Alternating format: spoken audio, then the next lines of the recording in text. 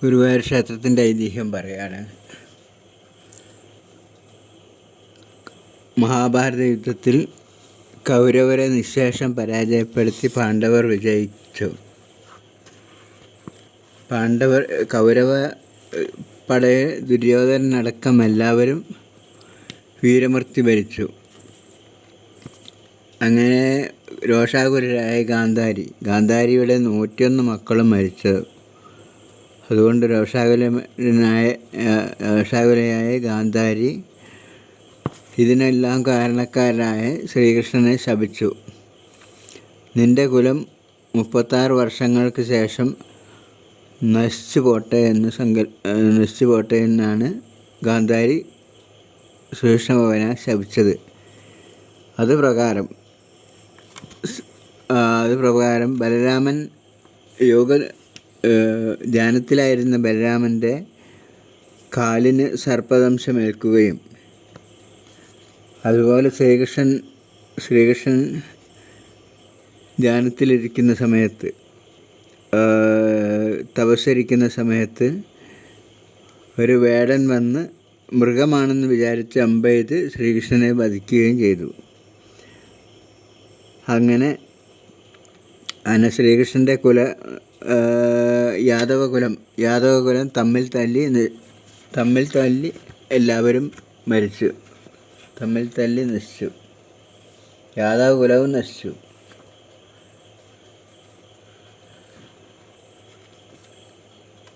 എന്നാൽ ശ്രീകൃഷ്ണൻ പൂജിച്ചിരുന്ന കൃഷ്ണശിലയിലുള്ള ശ്രീകൃഷ്ണ വിഗ്രഹം മാത്രം നശിച്ചില്ല.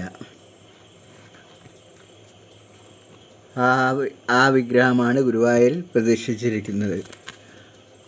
ശ്രീകൃഷ്ണൻ പൂജിച്ച വിഗ്രഹമാണ് ഗുരുവായൂർ പ്രതിഷ്ഠിച്ചിരിക്കുന്നത്. ശ്രീകൃഷ്ണൻ്റെയും ബലരാമൻ്റെയും യാദവകുലത്തിൻ്റെ നാശത്തിന് ശേഷം ആ വിഗ്രഹം ശ്രീകൃഷ്ണൻ്റെ മന്ത്രിയായിരുന്ന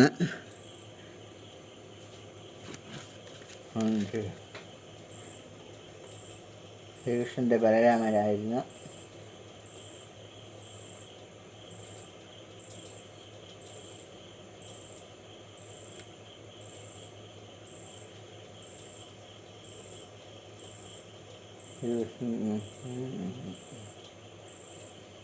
പ്രളയജലം വിഴുങ്ങി. ദ്വാരകാപുരിയിലെ പ്രളയജലം വിഴുങ്ങി. ഗാന്ധാരിയുടെ ശാപം നിറവേറി. ബലഭദ്രരാമനും ദേവഗണങ്ങൾ പോലും ആരാധിച്ചിരുന്ന ചതുർബാഹുവായ ശ്രീകൃഷ്ണ ശിലാവിഗ്രഹം ശ്രീകൃഷ്ണൻ്റെ സഹചാരിയും മന്ത്രിയുമായിരുന്ന ഉദ്ധവരാണ് വീണ്ടെടുത്തത്.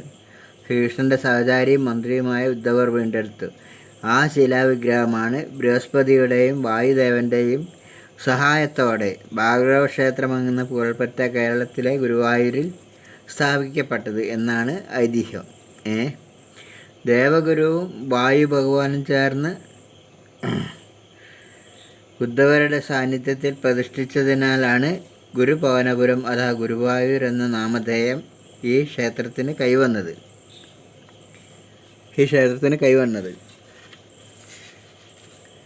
ഇനി ഗുരുവായൂർ ക്ഷേത്രത്തിൻ്റെ ചില ഐതിഹ്യങ്ങൾ കൂടി പറയാം.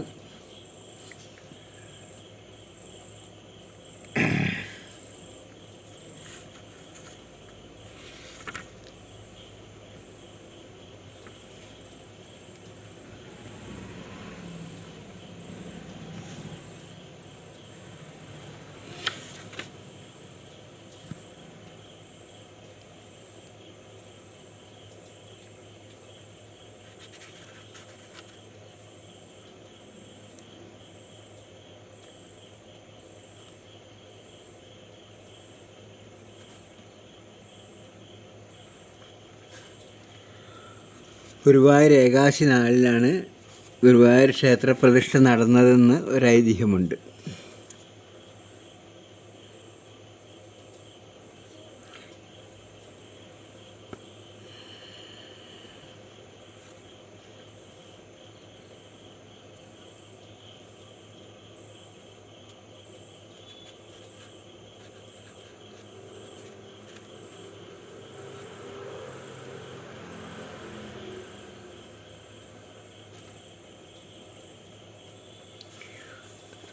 ടിപ്പുവിൻ്റെ ആക്രമണകാലത്ത് ക്ഷേത്രാവകാശം മല്ലിശ്ശേരി നമ്പൂതിരിയും സാമൂതിരിയും തുല്യമായി നിക്ഷിപ്തമായിരുന്നു.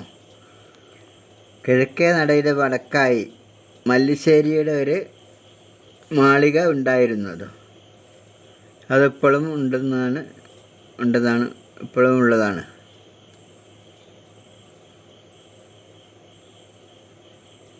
സാമൂതിരിയാണ് ക്ഷേത്രം തന്ത്രിമാരെയും കീഴ്ശാന്തിമാരെയും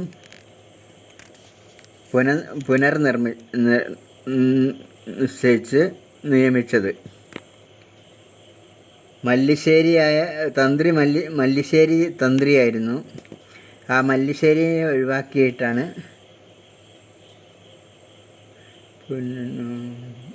ക്ഷേത്രം തന്ത്രി പുലിയന്നൂർ നമ്പൂതിരിക്കായിരുന്നു. പുലിയന്നൂർ നമ്പൂതിരിയെ മാറ്റിയിട്ടാണ് ചേനാസ് നമ്പൂതിരിക്ക് സാമൂതിരി ക്ഷേത്രം തന്ത്രം നൽകിയത്. പിന്നീട് ഉത്സവാരംഭത്തിലൊരു ദക്ഷിണ കൊടുക്കുന്ന ഏർപ്പാടുണ്ടാക്കി. പുലിയന്നൂരിന് ഒരു ദക്ഷിണ കൊടുക്കുന്ന ഏർപ്പാടുണ്ടാക്കി. ഗുരുവായൂർ ക്ഷേത്രത്തിലെ പൂർണ്ണ ചുമതല സാമൂതിരിക്ക് ഏൽക്കാനായത് 1928 പിന്നെ കേളപ്പജിയുടെ നേതൃത്വത്തിൽ 31-32 കാലഘട്ടത്തിൽ ക്ഷേത്രപ്രവേശന സത്യാഗ്രഹം നടന്നത് ഗുരുവായൂർ ക്ഷേത്രത്തിലെ ഒരു നാഴികക്കല്ലാണ്. ഒരു മാസത്തോളം പൂജാദികളില്ലാതെ ക്ഷേത്രം അടഞ്ഞുകിടന്നു. 1936 ക്ഷേത്രപ്രവേശന വിളംബരത്തിന് ശേഷം ഗുരുവായൂർ ക്ഷേത്രം എല്ലാ വിഭാഗക്കാരായ ഹൈന്ദവർക്കായി തുറന്നുകൊടുത്തു. 1970 നവംബർ 29 ഏകാദശി കാലത്ത് ഗുരുവായൂർ ക്ഷേത്രത്തിൽ ഒരു വലിയ അഗ്നിബാധയുണ്ടായി. ശ്രീകോവിലും മണ്ഡപവും ഉപദേവസ്ഥാനങ്ങളും മാത്രം അഗ്നിക്കിരയാകാതെ രക്ഷപ്പെട്ടു. അഗ്നിബാധയിൽ നശിച്ചുപോയ ക്ഷേത്രത്തിൻ്റെ പുനരുദ്ധാരണത്തിനും അതിനുണ്ട അർത്ഥസമാഹരണത്തിനുമായി കമ്മിറ്റികൾ രൂപീകരിക്കുകയും ഗുരുവായൂരപ്പൻ്റെ അനുഗ്രഹത്താൽ ആളും അർത്ഥവും ആവശ്യത്തിന് ലഭിക്കുകയും ചെയ്തു. അങ്ങനെ പുനരുദ്ധാരണം ജനാഭിപ്രായം മാനിച്ച് എല്ലാം മംഗളമായി ഭവിച്ചു.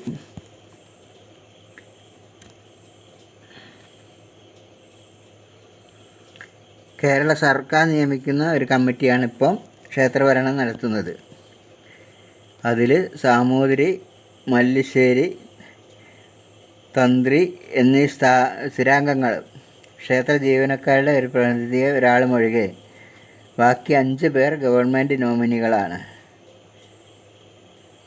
സർക്കാർ നിയമിച്ച അഡ്മിനിസ്ട്രേറ്ററാണ് കമ്മിറ്റിയുടെ സെക്രട്ടറി.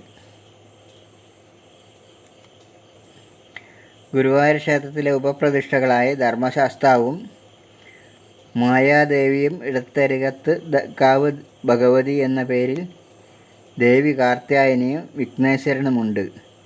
അനന്തശായിയായ പത്മനാഭനും സുബ്രഹ്മണ്യനും ശ്രീ ഹനുമാനുമെല്ലാം നാലമ്പലത്തിലെ ചിത്രത്തൂണുകളിൽ കുടികൊള്ളുന്നുവെന്നാണ് സങ്കല്പം.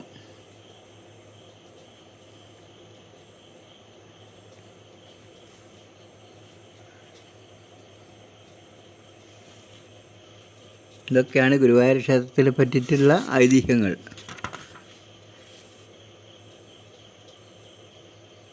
പിന്നെ നിത്യനിദാന പൂജകളെപ്പറ്റി പറയുകയാണെങ്കിൽ രാവിലെ നിർമ്മാല്യ ദർശനം എന്ന് പറഞ്ഞാൽ തലേ ദിവസത്തെ എല്ലാ ആടയാഭരണങ്ങളും കൂടിയുള്ള ദർശനത്തിനാണ് നിർമ്മാല്യ ദർശനം എന്ന് പറയുന്നത്. പൂവൊക്കെ വാരുന്നതിന് മുന്നുള്ള ദർശനം, അമ്പലം തുറന്ന ഉടനെയുള്ള ദർശനം, അതാണ് നിർമ്മാല്യ ദർശനം. വിഗ്രഹത്തിൽ അഭിഷേകം ചെയ്യുന്നതിൻ്റെ മുന്നുള്ള ദർശനമാണ്. പിന്നെ വാകച്ചാർത്ത്, വിഗ്രഹത്തിൽ നിന്ന് എണ്ണ മുഴുവൻ തുടച്ച് നീക്കാൻ വേണ്ടിയിട്ട് നെന്മേനി വാകപ്പൊടി വിഗ്രഹത്തിൽ തൂകുന്നു. അതിന് ശേഷം അത് തുടച്ച് മാറ്റിയതിന് ശേഷം വാക തുടച്ച് മാറ്റിയതിന് ശേഷം തീർത്ഥജലം കൊണ്ട് ശംഖിൽ അഭിഷേകം നടത്തുന്നു. അതാണ് വാകച്ചാർത്ത്. ഇപ്പോൾ നിർമ്മാല്യ ദർശനവും വാകച്ചാർത്തുമായി. പിന്നെ ഉഷപൂജ. ഉഷപൂജ എന്ന് പറഞ്ഞാൽ അടച്ച പൂജ ഉണ്ട്. ഇതിന് അടച്ച പൂജ ഉണ്ട്.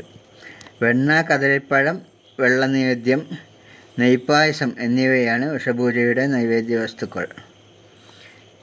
അത് അസല പൂജ. പിന്നെ എതിർത്ത പൂജ. എതിർത്ത പൂജ എന്ന് പറഞ്ഞാൽ ഉഷാകിരണങ്ങൾ, സൂര്യൻ്റെ കിരണങ്ങളാൽ പ്രശോഭിതമായ ഭഗവത് ബിംബത്തിൽ നിർവഹിക്കുന്ന പൂജ ആയതിനാലാണ് എതിർത്ത പൂജ എന്ന് പറഞ്ഞു വരുന്നത്. ഈ സമയത്താണ് തലപ്പള്ളിയിൽ ഗണപതി ഹോമം നടക്കുന്നത്. കീഴ്ശാന്തിമാർ, ഉപദേവന്മാർക്ക് ഈ സമയത്ത് തന്നെ പൂജ നടത്തും. ഗണപതിക്കും ശാസ്താവിനും വെള്ള നൈവേദ്യവും ഇതര ദേവന്മാർക്ക് കദളിപ്പഴം, പഞ്ചസാര, ത്രിമധുരം എന്നിവയും നൽകുന്നു.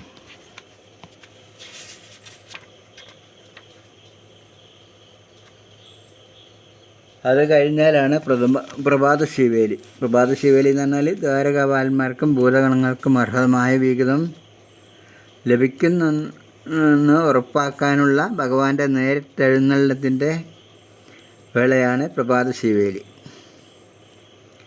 പ്രഭാത ശ്രീബലി എന്ന് പറയാം.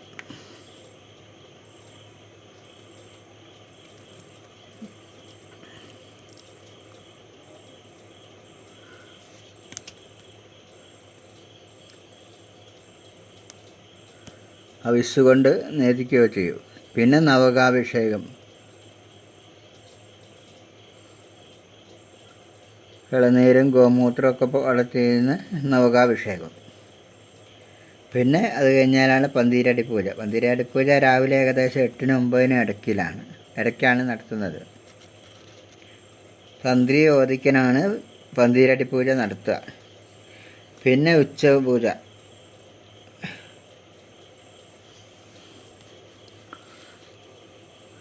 നിബുധം.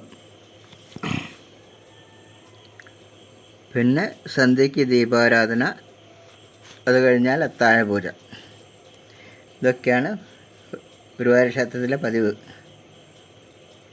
അഷ്ടഗന്ധം തൃപ്പുക. തൃപ്പുക എന്ന് പറഞ്ഞാൽ അഷ്ടഗന്ധം ഇതാക്കുക.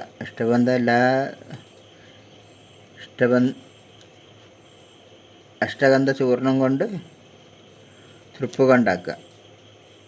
ചന്ദനം, അഗത, ഗുൽഗുലു തുടങ്ങിയവയാണ് അഷ്ടഗന്ധ ചൂർണം. അതിനുശേഷം വരവുജല കണക്ക് വായിച്ച് ഭഗവാനെ കേൾപ്പിക്കും. അത് ഭാര്യരാണ് ചെയ്യുന്നത്. ക്ഷേത്രത്തിലെ ഭാര്യന്മാർക്കാണ് ഇതിനുള്ള അവകാശം. ഇതോടെ പൂജകൾ സമാപിക്കുന്നു. പിന്നെ വിശേഷാൽ പൂജകൾ, ഉദയാസ്തമയ പൂജ ഉണ്ട്, കളപാട്ടുണ്ട്, ഉത്സവം. കുംഭത്തിലെ പൂയ നക്ഷത്രത്തിലാണ് ഗുരുവായൂർ ഉത്സവം. 10 ദിവസം നീളുന്നതാണ് ഉത്സവചര്യകൾ.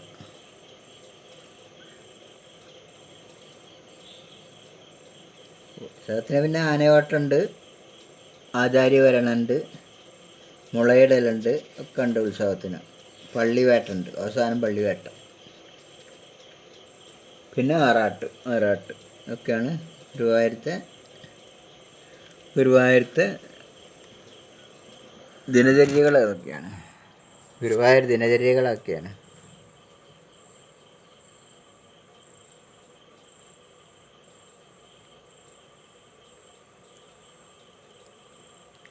ഗുരുവായൂർ കൃഷ്ണൻ.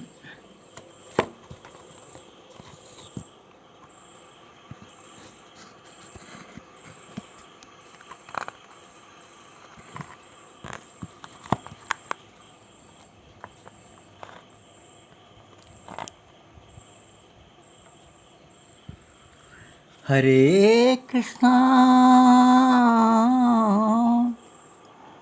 ഗുരുവായൂരപ്പ,